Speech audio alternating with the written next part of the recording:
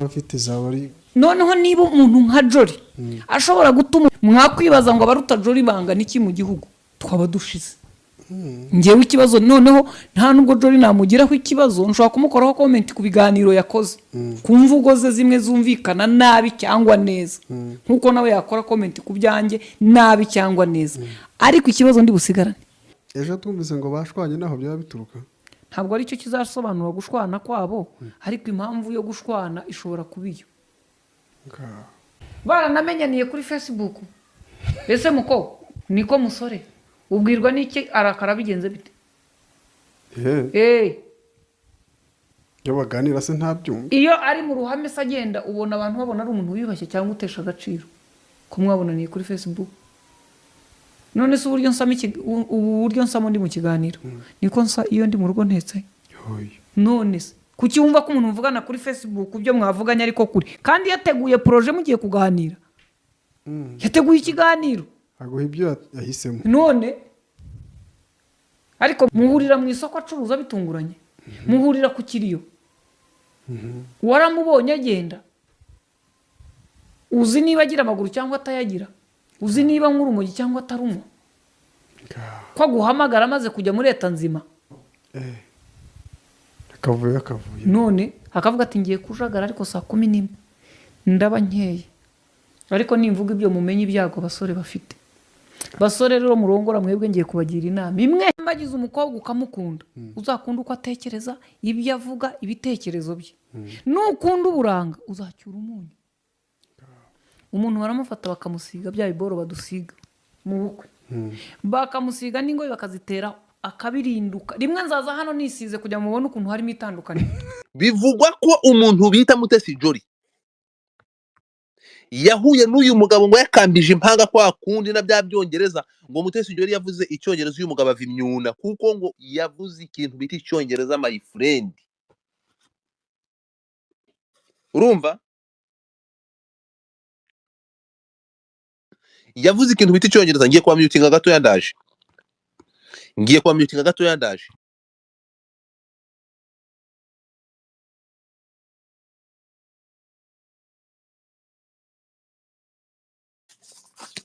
So bagihura bwa mbere ngo kuko uyu mugabo ngo ari mu bantu yakoranye na bakora iriya offer, ngo uyu mugabo yaramwitegereje avuga ati uyu mudamu niba nta partnership mbere yuko bahuzwa n'iby'urukundo n'uyu mugabo kumubengukwa, habanje gukunda ibitekerezo. Yaravuga ati kuki atamuhereza iriya offer ikaguka ikaba international. Uwo nguwo ni umunyapolitike w'icyatwa bita Raila Odinga. Amakuru avuga ko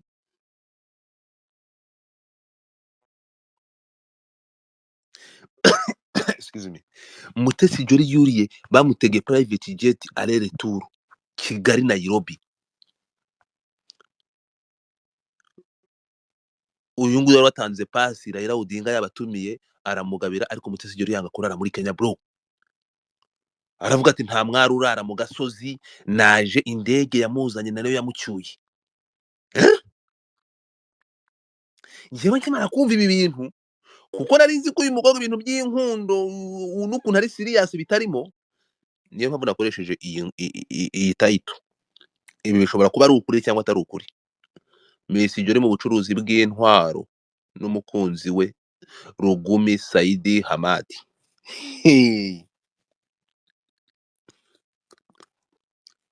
Uyu mukobwa ashobora kuba ari mu rukundo n'uyu mugabo, ariko batarahujwe n'urukundo ahubwo barahujwe na business. Tugaruke kuri business. Business yahuje Rugumu na Mutesi Jolly ni iyihe ko uyu mugabo acuruza intwaro? Mbere yuko bajya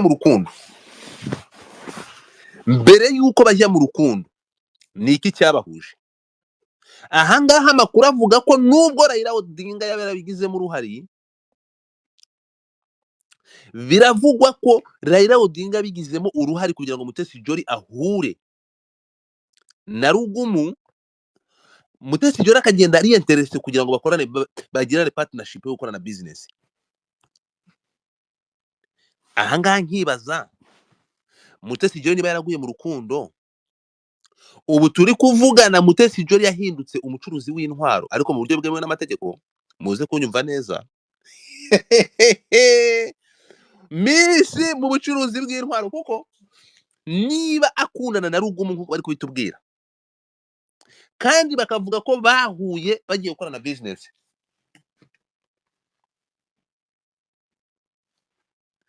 bahuye bagiye kuganira kuri business, nkibaza Mutesi Jolly bahujwe n'iyi business ya Orphelina uyu mugabo afite cyangwa bahujwe na business ya y'intwaro uyu mugabo akora? Ahangaha byanshubije inyuma, subira inyuma ndeba inkuru zagiye zivugwa kuri Mutesi Jolly. Muribuka inkuru ya Mutesi Jolly n'umukoreya muri Kenya?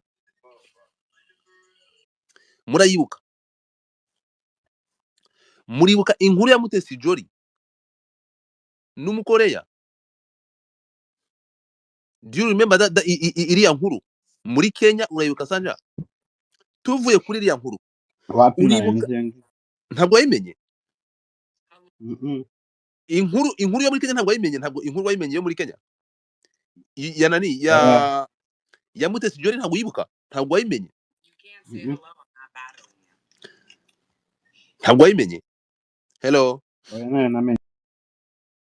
Okay, so iyi nkuru byarasakuje biba bibi cyane ko Mutesi Jolly ngo sinzi ibintu yakoranye n'uyu munyakoreya, ariko biragenda birapfifikiranwa, case irakira, haza nk'ibintu by'amamodoka, haje nk'ibintu byinshi bitandukanye.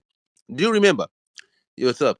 Haje nk'ibintu byinshi bitandukanye, ahajemo inkuru ngo sinzi ngo partnership yabayeho something like that, ariko biza kurangira Mutesi Jolly bidakunze, umugabo aza no gufungirwa mu Rwanda, sinzi uri kubyibuka. So byaje kugenda gute? Nakuruye ibi bintu ndabihuza, mbona Mutesi Jolly afite ikintu bita vision, cyangwa uyu mukobwa ni umuntu we, she doesn't care, yamaze guhinduka big fish cyangwa amaze kuba ikindi kintu udashobora kumva cyangwa udashobora gukura mu mutwe wacu ngo twumve. Bro, uyu mukobwa ni ikindi. Ariko nyuma ndibaza, nimuza guconnecta zino nkuru, turaza kureba umwana w'umukobwa ni gute Mutesi Jolly yisanze aha hantu nyuma yo kuba miss nk'abandi bose bisanzwe. Mutesi Jolly akaba normal nk'ibindi bisanzwe, nk'ibindi byose ari umumisi. Mutesi Jolly muramwibuka ejo bundi asubiza Kainerugaba, urabibona. Mutesi Jolly yisanze hano hantu gute aho ashobora guconnecta na big fish?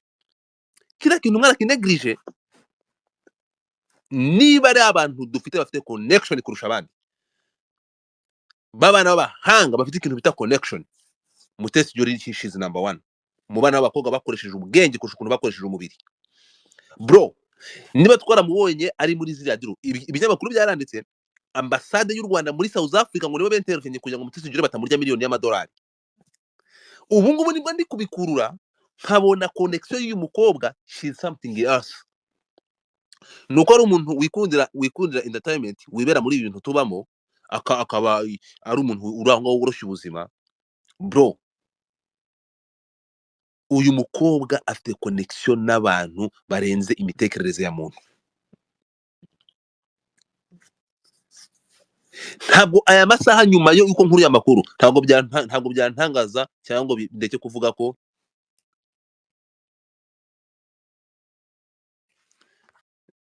reka manze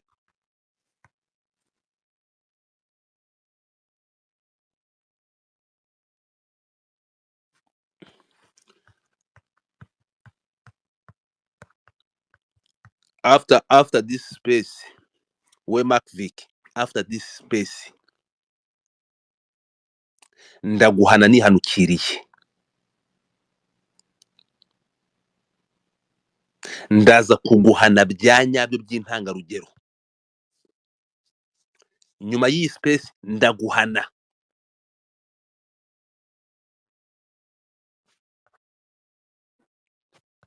Ndaza kuguhana bya nyabyo, and you will see.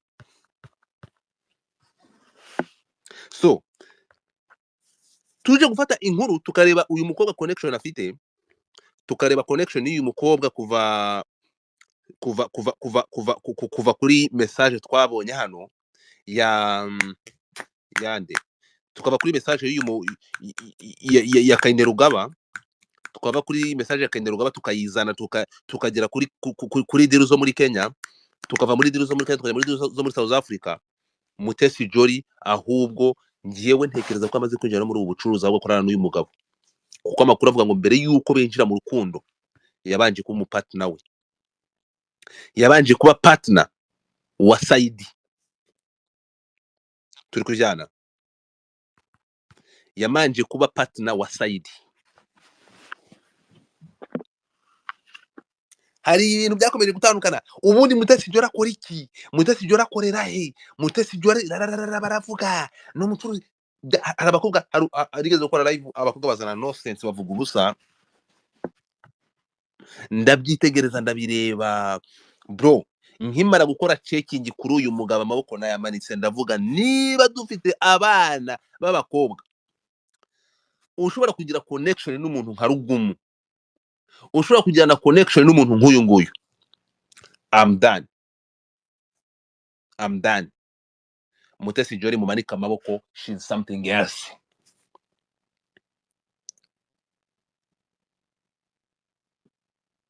Uyu ni umugabo mama yake na muzala mama. Ndi gushaka Boskani aze ababwire Rugumu, ndashaka ko Boskani aza akatubwira Rugumi.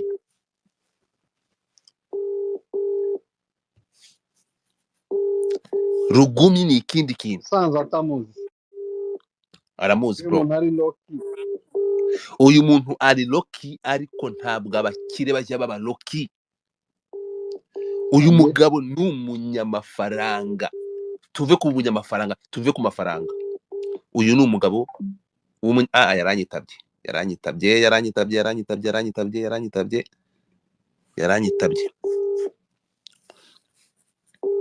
yaranyitabye. Ya, shikamo kaka, vipi? Habari yako Mzima. Jamani, ndio nataka unisaidie. Unamfahamu Saidi Rugumi? Saidi Rugumi. Jamani, unisaidie uje kwenye space. Saidi Rugumi. Hata nikutumie picha yake. Acha angalia WhatsApp yako. Nimekwambia kwamba mfahamu. Anamfahamu. Ndi kuri ntuza, reka nze mukwereke Boska. Uramuzi ntabwo utamuzi. Tajiri Mtanzania. Angalia WhatsApp yako, nimekutumia video yake. Aya. Inasemekana iko kwenye mapenzi, mahaba. Moto inawaka kati yake na Mutesi Jolly, Miss Rwanda 2016. Huyu mimi namjua, au bilionea. Bilionea? Ana pesa huyu. Aya! Babaruza kunyura kuri space gato. Ndagusabye. Give me like 2 minutes. Nakubwiraga Sanjaki uyu ntabwo ari millionaire. He's a billionaire. Aba billionaire wa Tanzania baraza. He is not a billionaire. Boskani, naomba jamani. Kaka, naomba. Multi-millionaire. Naomba uje umbabarira uhanyure gato. Ndagusabye nk'iminota 2. Please, Sanjaki, wowe wemere wowe umuzayirwa ibintu bya Tanzania birikira abatanzania. Sanjaki, ibintu bya Tanzania birikira abatanzania. Ntabwo ari umu billionaire. Mufite no mu multi-millionaire, but he is not a billionaire. Milliardaire bro. Aba milliardaire madora. Ndakubwiye uyu mugabo ni ikindi kintu. Uyu mugabo it's something else. Yego, ariko ntabwo ari umu milliardaire bro. Milliardaire ba Tanzania baraza. Ba Manji, ba Baresa, ba Modeuji. Mbere yuko Boskani ukishafika jamani uniambie nikupandishe. Tugiye kureba byonyine umuntu abonye ifoto ye aravuga ati uyu ni umumiliyonere. Uyu ni umumiliyonere. Wageze kuri Nuzamani, kuri Misakiri. Va kuri biriya ntabwo ibintu byose abishyira hano. Jamani kaka ebu njo. Bro, wabaye mufana gusa nyine ko yatatse boyfriend ntabwo ari ubufana.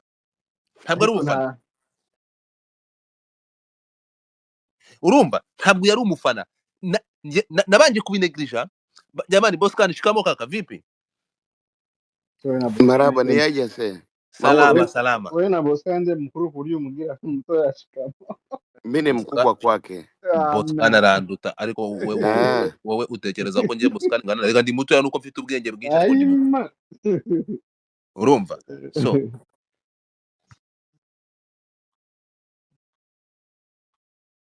urimo kumva Sanjake.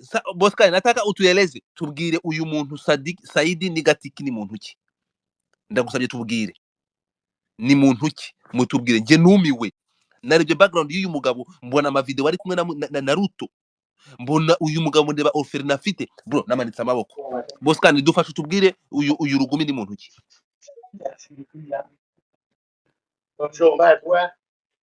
Okay, Lugumi, unanisikia? Nakusikia. Sanjake, hebu angalia wazee vizuri hapo. Wana background kelele sana. Okay, good. Lugumi bwana ni mtu mwenye pesa zake. Yaani kwa Kiswahili, kwa Kinyarwanda unataka? Kwa Kinyarwanda ama kwa Kiswahili ukubishaka. Yaani huyu jamaa ana pesa, ndio alikuwa anakimbizana na Manji marehemu ambaye alikuwa anaongoza na timu ya Yanga. Before Manji, Mungu amrehemu, Lugumi ndio alikuwa na Yanga mikononi. Huyu Lugumi huyu. Ndapuye. Unanielewa vizuri? Yes. Lugumi ni mtu mkubwa. Anaheshimika. Arubashwe. Ni mtu na pesa zake. Afite amafaranga ye. Anajitambua. Ari sobanukiwe. Yes. Akitaka hata kumuona rais hata leo na kesho, yeye hana mambo ya appointment yakuna, anaendaga direct. Jamaa na pesa. Umuntu yashatse kujya kureba president. Okay, sobanura Sanja. Urumva, mimi sijakataa kwamba ana hela. Nimesema kwamba ni tajiri. Mimi nilikuwa namfahamu mza kitambo kabisa jamaa. Ila katika mabilionea wa Tanzania hayumo hata yumo top kwa 20 sababu hayumo. Ni kwa top 10 kwanza wa Tanzania wa bilionea hayumo. Yumo Dewji ndo number 1. Unasikia? Kuna Baresa na Mabili. Manji namba 3. Manji shakufa wewe nawe. Manji shakufa, ila familia inabaki na hela. Sanjake. Mbere yuko uretse gato mbabarira mbere yuko uza nabo bakire, ndagusabye nyemerera bamanze atubwire umugabo wa Mutesi Jolly ni Gatiki. Hey! Boscan, mutubwire. Godfather, before ya Manji ari kuvuga ngo billionaire uyo wapfuye ejo bundi. Ego. Iyo timu ya Yanga ari mu maboko ya Lugumi. Yanga president wa Yanga. No. Sanjake nakumanura. Sanjake tulia basi. Sanjake tuza. Sawa. Ndagusabye. Mute your mic. Nkene ko dusobanurira. Unaharibu. Lugumi, emuuliza basi. Lugumi ni tajiri, ni milionea, bilionea na pesa. Jina lake alizungumzwa hivi. Ndio nakwambia. Nyemerera nyubaha, ndakurakoze cyane mute. Tuache chuki, tuache roho mbaya. Ukweli usemwe. Alepewa kapewa. Uwimana yahaye yaramuhaye, tweke umutima mubi n'ibiki byose. Lugumi ni izina rinini cyane. Iyo umuvuzeho gato, nuzo ukagikuta tumegikuta Shakahola nuva ngo nukwisanga, nuva ngo Shakahola ariko ushigaga dushema Kanyarwanda. Umesikia? Ni jamaa ana pesa.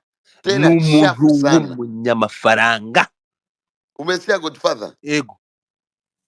Jamaa hivi ninavyozungumza na wewe. Asilimia ya mali za rais wa Kenya wa zamani, huyu ambaye anaitwa Uhuru, ambaye ametoka, inasemekana, ukiangalia hata kwenye record vizuri, fanya uchunguzi utajua yani. Kwa sababu hata juzi Kenya ilikuwa amevuma, moto ulikuwa ni mwingi sana. Jamaa unaambia asilimia mali zake nyingi ziko Kenya, achana za Tanzania kwanza yani. Jamaa ni kiboko yao, afu hajivuni, hajisikii. Unaelewa? Ana uwezo hata kutoka town anatembea na mguu mpaka anapoenda, lakini jamaa na pesa chafu sana. Aya. Ndabisobanura gute mu Kinyarwanda? Saja kinguru dusobanure mu Kinyarwanda. Tuache chuki bwana. Alipewa kapewa.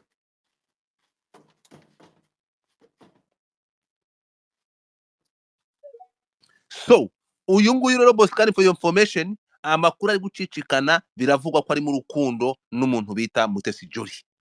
Hari ibimenyetso biri kugaragara, ibi ngibi niko bimeze. Amakuru nakuruye, Boscan jamani, ni umukobwa uwo ari we wese ushobora kwa approachinga Rugumi.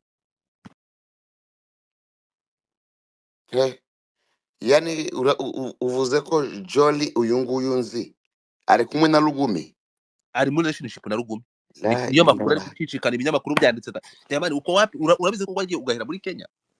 Biravugwa ko muri Tanzania ibinyamakuru biri kwandika, mu Rwanda ibinyamakuru byanditse, urimo kumva. Ukienda ona nani WhatsApp yake, I mean Instagram yake, Rugumi afollowinga Mutesi Jolly wenyine na kampani yo gucuruza imbunda. Bas tuseme kwamba dada wetu amewini sasa. Amewini kwa sababu si rahisi huyu jamaa hamwamini mtu yeyote. Huyu jamaa ashakwenda jela na akarudi, hamwamini mtu wa aina yoyote. So it means kama anamfollow huyo demu peke yake, so ina maana mahaba yapo, na inawezekana kweli mambo yakafanyika vizuri. Hamwamini mtu wa aina yoyote, na maana basi mambo ni mengi basi. Oya ukiangalia nukuvuga ngo reba foto ngo haye, nukuvuga ngo ibimenyetso bigaragara ko bashobora kuba bari mu rukundo byo birahagara, birenze kimwe, birenze bibiri. Ariko nkibaza nti uyu mugabo we kumubona kwawe, ubundi imico yewe ni muntu ki? Tumaze tujye ku buhangange bwe. Ntabwo nshaka kumenya imico ye, sinshaka kumenya ngo ni muntu ki. Nabonye ari umuntu raho ngaho, amini ku n'umuntu ikintu namukundiye cya mbere, ntabwo namukuze, ntabwo ndumutinganye. Ikintu nabonye kuri uyu mugabo, bro, ni umutipe ugira isuku. Ibi ngibi nabonye aricyo kintu cya mbere gishobora gutuma Mutesi Jolly ahangabyo ibyo bari kuvuga bishobora kuba ari ibyo. Ni umutipe ugira isuku. Nta kuno no kwigira ngo kwigaragaza ko ari umuntu w'amafaranga, yicisha bugufi cyane. But it's not easy kumwegera ngo kuko ni umuntu wigeze gufatwa na leta kera, biza kugaragara ko ari umwere, ararekurwa. Yani uwo hamwamini mtu ntabwo ajya yizera umuntu. Abantu kugira ngo batangire kureba ubutunzi bwiwe, unamjua Godlove, right? Unamjua jamaa tapeli Godlove. Uyo mwizi nawe uyo sio tajiri. Yagiye kumusura mu rugo, yatwaye ka kamodoka kiwe yari yaguze ngo ni imodoka ya Danze Tanzania. Haja inunua ngo reka ngwereze umupango sasa. Nyine banza umve nyine ukuntu namutwaye mu gikari cye, afungura garage y'imodoka, afite imodoka nk'icumi nane muri hasi $300,000 by'amadolari. Jamaa aravuga ngo jamani, nakubali nibariki tu. Jamaa itamweza ubu milioni nka 30 bw'amashiringi. Uravuze ngo ntabwo ari we nyuma mfurusi yari afite y'amashiringi yamuhaye ayahereza bwa Godlove. Uretse iyo video ndabizi nayibonye, uba no kuri YouTube. Uretse gato hari ikintu uri kwitiranya, hari ikintu urimo kwitiranya. Ngewe ikintu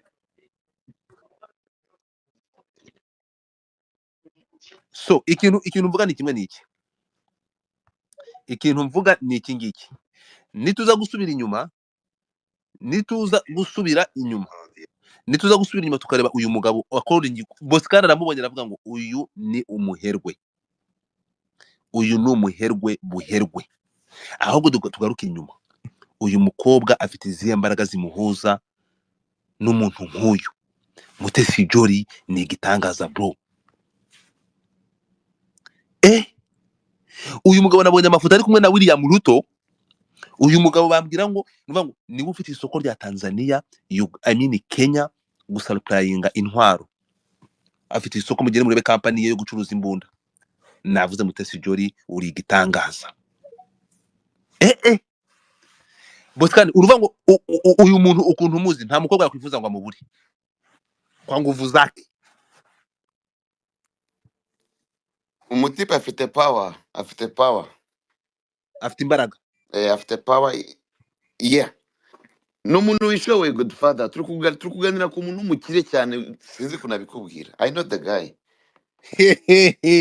Umuntu ushobora kujya gusura gutya, urabona nk'iyo story ntuze yaravuze Saint Jacques. Yego, hari umutipe nk'igisambo gutya witwa Chief Godlove.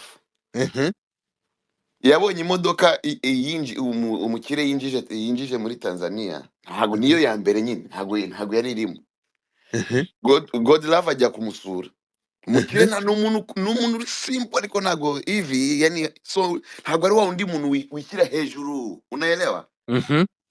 Akamwambia maisha uyawezi, icara hasi nkwereza, afata udufaranga milioni 30 zimukubita mu maso, free, nenda kasafisha yakoga. amukubita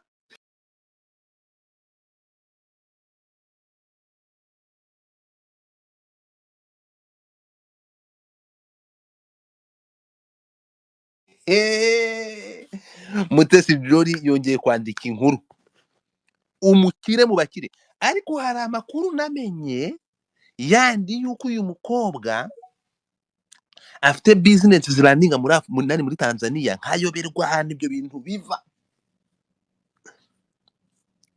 Mutesi Jolly yarenze icyiciro cy'abakobwa. Mutesi Jolly uyu nguyu muzamubona ameze nka Oprah, uyu muraje muzamubona ameze nka Oprah Winfrey. Uyu mukobwa cecekanye byinshi.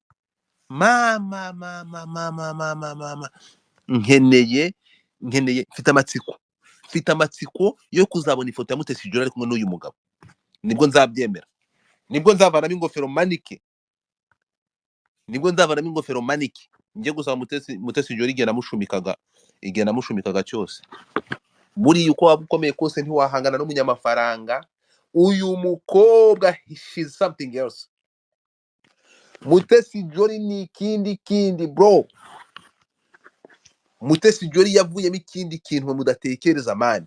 Amakuru mfite ngo urukundo rwe n'uyu mugabo bita Saidi, umuhanga, munyumve neza, umuntu bita Raila Odinga.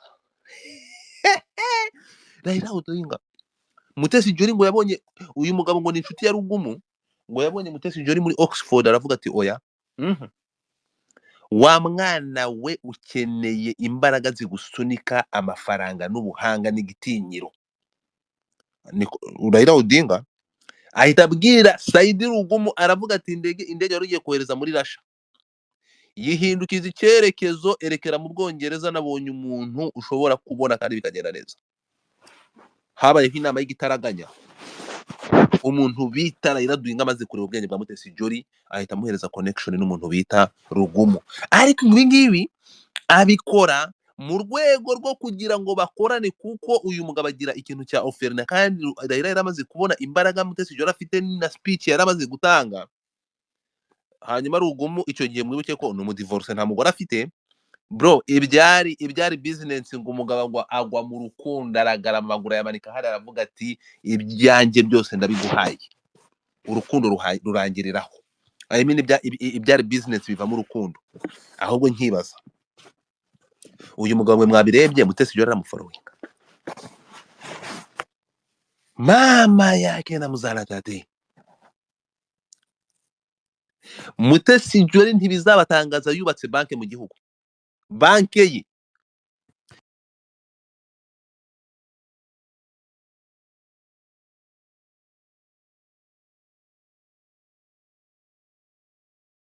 So nari mbamyutiza gato kuri Twitter. So Mutesi Jolly ndahita manika amaboko, nemere burundu iyi relationship niba ariyo. Ariko ku rundi ruhande sinzi impamvu ndi kwimagina ko uru rukundo rwa Mutesi Jolly n'uyu mugabo biri kuvugwa atari urwo, ahubwo rumeze nk'urwa Drake na ntuza na Yoro the Queen, rutabaho. Ukuri kw'Imana. Ariko ari byo ndahita nemera ko uyu mugabo afite spirit yo kumenyana n'abakomeye, afite imbaraga zimusunika, kuko nta kuntu wambwira ariko bikumvikana kubona Mutesi Jolly ahantu neme nkavuga ati wa mukobwa uri gitangaza, kuri story ye n'umuntu bita Kayine Rugaba. Nabonye ko uyu mukobwa atari gukina nawe, uyu mukobwa something else. Apana mukuba wenda afite ibintu by'ubutanga, ariko afite ukuntu azi kubana, afite ukuntu azi gucengera, afite spirit yo kumenyana n'abakomeye, yifitemo imbaraga zikomeye. nakomeje kureba imbuga nkoranyambaga za Mutesi Jolly nshaka ahantu yaba yarashubije kuri ibi bintu, mbona yakomeje kubigira ubwiru, yatangaje ko account ye yabaye hacked. Bivuze ngo ntabwo Mutesi Jolly arakonfaminga kuri urukundo ruhari. Ntabwo Mutesi Jolly arakonfaminga kuri urukundo ruhari.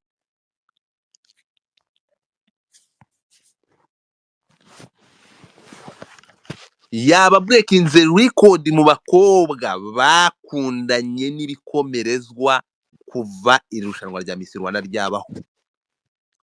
Kuva amateka y'ubu minsi yabaho, Mutesi Jolly niwe muntu wa mbere watwaye ikamba akitwara neza, akaba ahuye n'umuherwe abikesha platform afite n'ubuhangange bwe. This is crazy. Izina ry'Imana ibintu biratangaje. Nagiye kureba Saidi, njye numvaga Saidi nkumva ari aho ngaho wenda ni nk'abana bamanaje baba Diamond n'abandi no kwisuzugura. Bro, uyu munsi nagiye gukurikira, mureba ku video karaho hejuru, murebe iyo video biraho hejuru. Saidi ni umubillionaire, apana millionaire y'amadolari, billionaire. Ni ukuvuga ngo mama yake na uzaratate.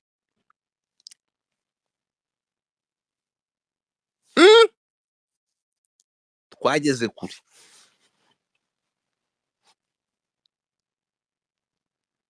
Nkayoberwa impamvu ibinyamakuru byose byabyutse byandika byacitse ururondogoro, nkagira ngo ni kwa gutura kwa Mutesi Jolly. Kumba amakuru ariho nuko uyu mugabo umva yahuye n'ikintu bita kasamutwe. Uyu mugabo ni kindi.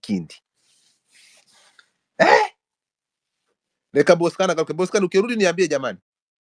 Sina mengi ya kuongea jamani, uretse kuba umuntu ashobora kukumirwa gusa, ariko ibi bintu nakasongoyeho.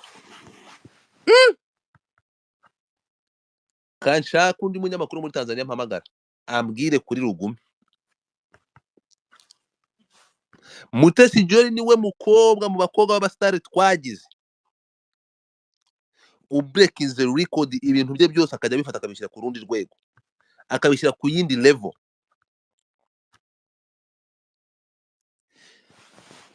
Ariko ugiye kwitegereza ukareba ibintu bya Mutesi Jolly, tukareba ukuntu yafashe irushanwa rya Miss East Africa ryararyamye akarizura. Bro, uyu mukobwa agira inzozi ziri hejuru gusa.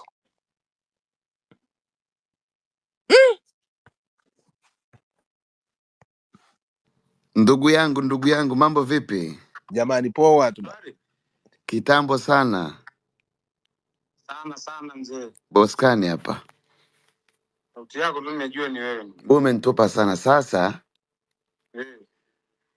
Na kuna issue mmoja nachunguza mimi kama mimi. Lugumi tunamfahamu, Saidi Lugumi. Aya. Huyu jamaa wewe unamfahamu kivipi? Kama mfanya biashara. Tajiri mmoja. Tajiri namba 1 huyo. Sasa tajiri mmoja sio namba 1, tajiri mmoja. Good. Sasa kuna udemu ambaye kutoka Rwanda huyu. Anaitwa Mutesi Jolly ambaye alishaikuwa Miss wa Rwanda nafikiria. Sasa kwenye naam? Nimemwona yeye ndo kamfollow. Huyo. Kuna chochote labda kinachoendelea, kwa sababu vichwa vya habari vya nchini Rwanda inasemekana kwamba kunawezekana kuna mapenzi kati ya Lugumi na udem. Sasa basi nikasema hii taarifa niikimbize Bongo 5 haraka sana ili nijue ukweli ni upi. Ushaona, kwa sababu huku yani kumewaka moto, si mchezo. Hata mimi nilihisi hivyo. So unahisi ni ukweli? Naweza, kwa sababu kwanza kumfollow yeye ni wana nini, agenda gani? Na si rahisi.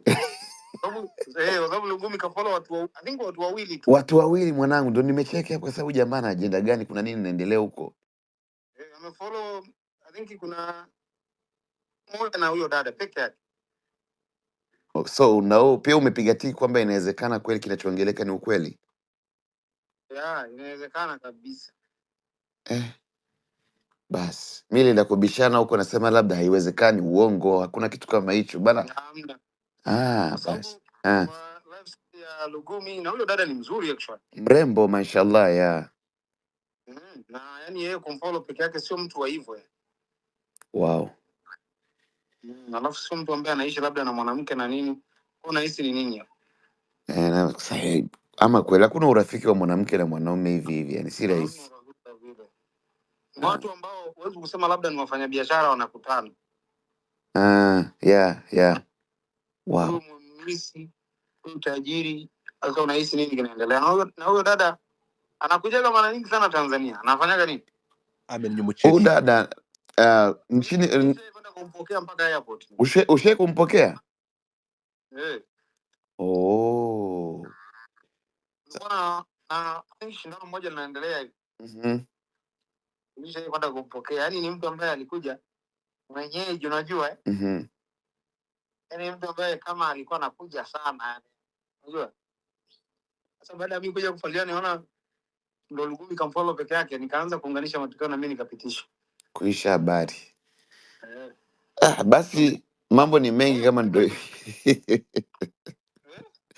Sasa kwa staili hivi mambo ni mengi sasa. Mambo ni mengi. Alafu Lugumi ni tajiri sana ndio wewe. Ni tajiri si ndio na mimi nashindwa kuelewa. Huyu tajiri yani jamaa ana pesa. No, we don't do that. I know. Yaani yule alikuwa anashonesha nguo za jeshi ndo Magufuli alimpiga marufuku. Nakumbuka kweli hiyo issue ya jeshi ilikuwa iko mikononi mwake yote jeshi la Tanzania yeah that's true. Hiyo ni moja. Mbili yeye ndo ametengeneza issue hizi mashine za scanning kwenye viwanja vya ndege. I know. Kama Ulaya vile. Ana majumba ya kifahari kaka huyo ndo nyumba zake zilipigwa mnada mpaka ile 900 napendeze katokea hivi. Ule jamaa alifariki yule Mungu amrehemu nakumbuka. Ndio nyumba za Lugumi. I know. Wow. Na hela mtajiri sana. Yaani kuna watu wengine hata usitaka hata kushindana naye. Nisishindane kabisa tukae kimya tu. Yule ni tajiri kabisa yani. He can do anything. Anyway. Kuna promotion ya wasanii wa Rwanda kama wawili ambao wanataka kutoka Rwanda wanakuja Tanzania hapo. So, mnaweza mkapatia airtime then labda tuongee chini ya maji baadaye. Then tujue tunafanyaje yani ili waweze kujulikana hata upande mwingine sababu muziki yao lazima ifike mbali yani unaelewa. Nilikuwa naongea na huyu jamaa wa Millard akanambia niongee na Millard mwenyewe. Nikapewa namba lakini sijamcheki. Ndio maana nikasema no, ni mshikaji wangu. Ni mshikaji wako? Sana. Basi kama ni mshikaji wako, ongea naye direct, yani usitumie mtu wa pembeni. Utumie mtu wa pembeni ngumu. Mimi vijana wake. Sawa, nimekupata. Nitakupigia simu saa 11 hapa kwetu then chochote kitu naelewa. Inshallah ndugu yangu. Mungu akubariki sana. Nawe pia. Poa. Godfather. Yo. Ikinyama kuru gikomeye cyane Bongo 5. Ngicyo nyine wumvishe numvishe mama yake na muzana mama ndapfuye. Sanjake egera imbere utubwire sasa. Sanjake garuka hano. Abanyamakuru muri Bongo 5 urabumvishe. Bro, Godfather, mu Giswahili baravuga ngo haya sasa. Mutesi Jolly ngiye kumuboroka ahantu hose. Yes, songo rero nta wundi yitwa Mutesi Jolly akaba ari nyampinga wa 2016. Uyu Mutesi Jolly rero akaba akomeje kugenda akoroza imbuga nkoranyambaga cyane rero bikaba byaturutse ku nkuru zikomeje kugenda zimuvugwaho inkuru zoko ari mu rukundo. Uyu mukobwa rero Mutesi Jolly utarakunze kugenda utarigeze yumvikana kenshi mu rukundo. Kuri uyu munsi wa none rero hari inkuru zazamutse zivuga yuko uyu umukobwa Mutesi Jolly wabaye Miss Rwanda 2016 yaba yagiye mu rukundo n'uwitwa Saidi. Uyu nguyu rero akaba ari umucuruzi ukomeye cyane wo muri Tanzania. Uyu mucuruzi rero ndetse bikaba byanagaragaye yuko acuruza intwaro, ndetse kandi akaba ari n'umukire ukomeye kubera yuko ari mu bakire batanu ba mbere hano muri East Africa. Uyu mukire rero, uyu mugabo w'imyaka 53 akaba ari we uri mu rukundo n'uyu mukobwa Mutesi Jolly. Uyu mugabo rero, uyu umugabo Saidi nyine Saidi Lugumi akaba yaratangiye kuvugwa mu rukundo n'uyu mukobwa Mutesi Jolly ku wa kane ku itariki ya 9 z'ukwezi kwa mbere umwaka turimo wa 2025. Miss Mutesi Jolly rero akaba yarasangije abakunzi be ifoto abinyujije ku rukuta rwe rwa Instagram. Nyuma gato rero haje umuntu mu gice abafana batangiramo ibitekerezo ari we Saidi Lugumi, maze arangije aragira ati "You so beautiful always and thank you so much for loving me." Uri cyangwa se tugenekereje mu kinyarwanda yarashatse kumubwira ati uri mwiza cyane igihe cyose kandi ndagushimira cyane kuba unkunda. Uwitwa Mutesi Jolly rero nawe akaba yarahise aza nk'iyagatera, arangije aramusubiza agira ati "Locked in love" cyangwa se nafungiwe mu rukundo cyangwa se naguyemo.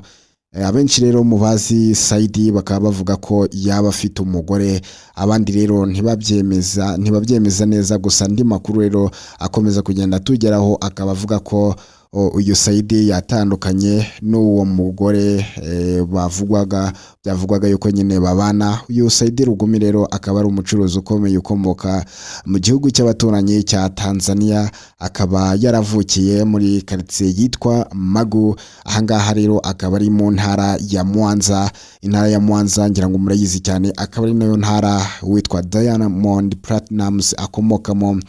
Akaba rero yaravutse ahagana mu mwaka w'1972, akaba yararerewe mu muryango w'abakristo b'inyangamugayo, aho ababyeyi be bombi bari abakristo b'indahemuka. Nyuma rero mu gihe runaka cy'ubuzima bwe Saidi yahinduye idini aba umusilamu. Saidi Lugumi rero akiri umwana yize amashuri abanza yonyine, nyuma rero aza gukora akazi ko koza inkweto mu gace ka Mwanza, ari nayo nyine quartier yakuriyemo, ari nayo ntara yakuriyemo, gaherereye ahantu higanjemo icyaro muri Tanzania.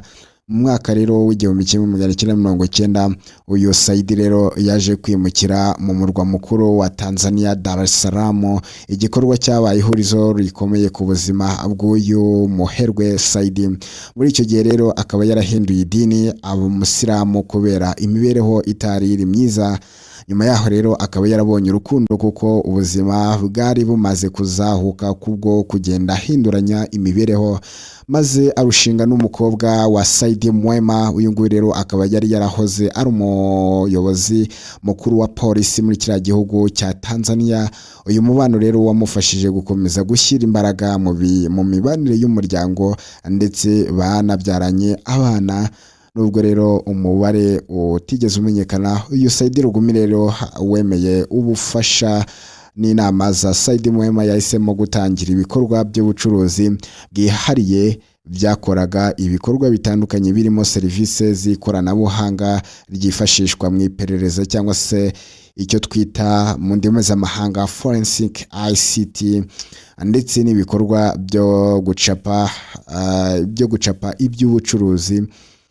Icyo kigo rero cyubatse ku muvuduko wihariye mu nyubako ya Air Tanzania House riri mu gace ka siporo ka Dar es Salaam. Iki kigo rero cyagiye cyakira abakiriya batari mu gihugu gusa, ahubwo n'abaturuka mu bihugu bya Afurika y'Iburasirazuba, bigaragaza ubuhangange n'uburyo kigera kure mu karere. Saidi Lugumi rero kandi akabazwiho ibikorwa by'ubugiraneza, akaba yaratanze imari ikomeye mu mishinga y'imyifatire myiza n'iy'iterambere ry'ubuzima bw'abaturage ndetse n'imiryango ikora ibikorwa by'ubugiraneza muri Tanzania, bigaragaza ubwitange bwe n'ubushake bwo gutanga umusanzu we mu buzima bwa rubanda. Uyu mugabo rero uko bigaragara akaba ari umugabo ugira umutima mwiza. Bidateye kabiri rero uyu mukobwa Mutesi Jolly bidateye kabiri nyuma yuko hacicikanye aya makuru ku mbuga nkoranyambaga avuga ko uyu Miss Mutesi Jolly ari mu rukundo n'umuherwe Saidi Rugumi Hamadi ukomoka muri Tanzania. Uyu mukobwa akaba yarahise abihakana yivuye inyuma avuga ko konti ye ya Instagram yinjiriwe n'abahackers bityo ko ibyanditswe naho ahuriye nabyo.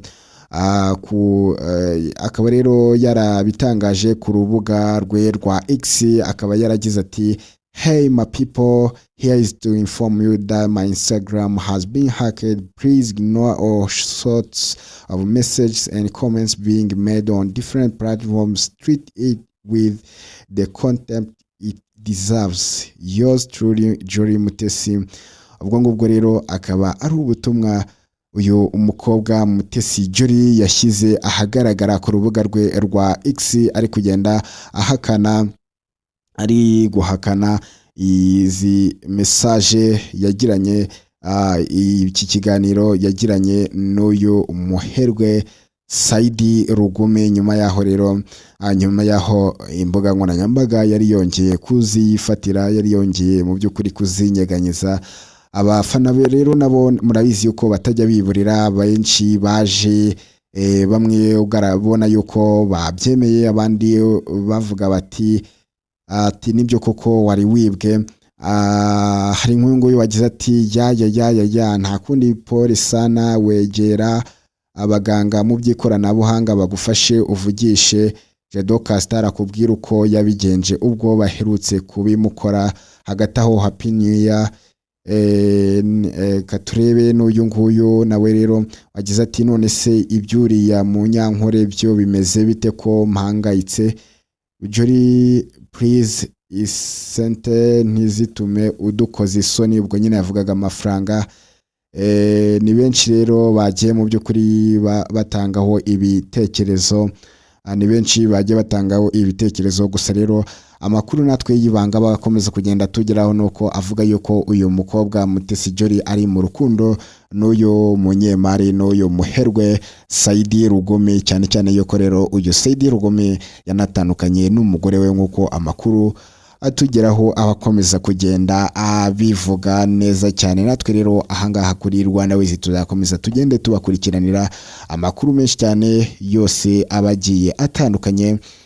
Yo mwahishwe rero yose tuzagenda uyabakurikiranira. Gusa igihari cyo nuko uyu Mutesi Jolly yabeshye kuba yavuze yuko Instagram ye yari yahakinzwe. Ibi ngibi ni ibinyuma, ni izi ngizi rero ni strategy z'abastari, n'ubundi ni ibintu bisanzwe ku bastari akuza bakabeshya ngo account zabo zari zasibwe, cyane cyane yuko uyu Jolly atigeze anasiba izo comment yaje kugirana n'uyu muherwe yiza kuba yabaye hacked cyangwa se yibwe koko. Nyuma yaho yigariye n'ubundi yari kugaruka agahita asiba izi comment, ariko ikigaragara cyo urabona yuko izi comment zikiriho. Rero uyu mukobwa Jolly Mutesi ashobora kuba yaketse yuko ari kubwira injiji, ashobora kuba yaketse yuko abanyarwanda bose ari injiji.